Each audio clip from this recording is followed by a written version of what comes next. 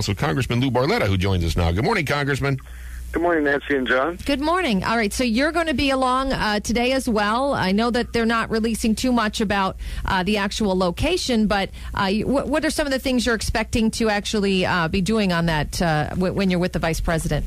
Well, it's really for the Vice President to see the devastation that we've experienced here up and down the Susquehanna, and I'm very happy that he's taken the time to come and see it firsthand, Nancy. I talked to the White House a few days ago, and they admitted that even looking at pictures and photos and getting reports, it's not the same as actually being there on site and seeing the people who are affected and how much damage has occurred. And you've been out there. You've been out there for a number of days, haven't you? Visiting very many different areas in the district. I've been out there every day, all day, talking to people in their homes, listening. I've been asking them because they live along this river, and nobody knows it better than they do. So when somebody tells them that the river is going to crest at 38.8, they know exactly what that means and how much water they could expect. And they also have an idea why they think this is occurring. So it was very important to not only show them that we're supporting them and we're going to help them all that we can, but also just to get information from them, because I'm going to be meeting with the Army Corps of Engineers next week to talk about how what we do moving forward. Yeah, FEMA and, of course, funding of FEMA is on everybody's mind. Yesterday, the Senate, a $500 million emergency bill to cover them through September. $7 billion overall came out of the Senate yesterday. The House gets a crack at it. What's the House expected to do with that bill? Well, we'll find out, John, but I have already put leadership on notice how I feel about it. I've sent a letter off to John Boehner and Eric Cantor and Appropriations Chairman Hal Rogers, telling them how I feel and that I want to see this fully funded. So I will be supporting that bill, and I think it's critical that we get the help that people need. There are many disasters across the country, and until you see it and see what people are going through, this is where the government needs to step up. Now, you said moving forward, you were going to meet with the Army Corps of Engineers. We have some question also about the fact that, we didn't know exactly the crest that we thought we had. We didn't have. We find out that the USGS had a gauge that only measured to a certain depth.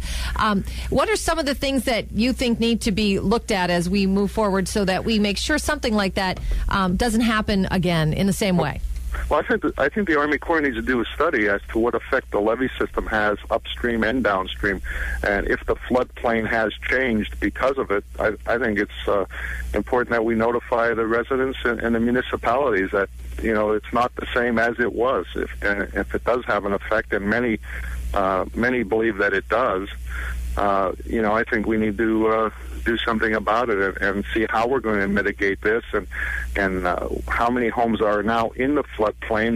Many people told me that they were not allowed to get, or they were told they didn't need flood insurance, and we need to get an accurate description of what the levee system did a great job in Wilkes-Barre, but what effect is it having everywhere else, and what are we going to do about it? Yeah. Now, what about the 8th Street Bridge and that whole issue in West Pittston? Obviously you're talking about just what those levees did, but are you concerned about whether that bridge could have caused any problems?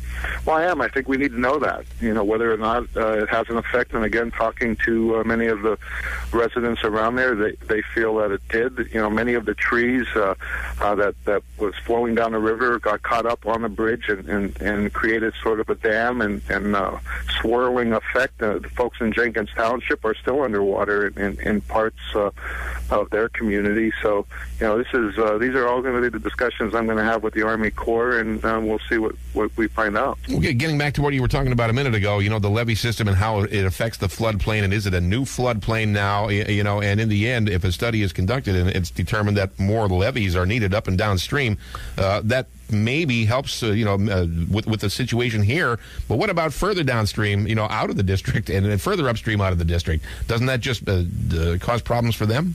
Well, I think we need to look at the Susquehanna as a whole. I don't know if there's a river in the country that floods and does as much damage as the Susquehanna River. Mm-hmm. So, I don't believe we can look at it in one community and build a levee in one spot without knowing for certain how it's going to affect people up and down the river. People down in Bloomsburg have been looking for a levee for a long time. Right. If it takes a levee, you're talking about a massive project here, then, right? A lot of money. And there's many other things we need to also look at, John, and such as Fishing Creek in Columbia County. That little creek turned into a violent flood situation, literally picking homes up and moving them off their foundation and turning them upside down.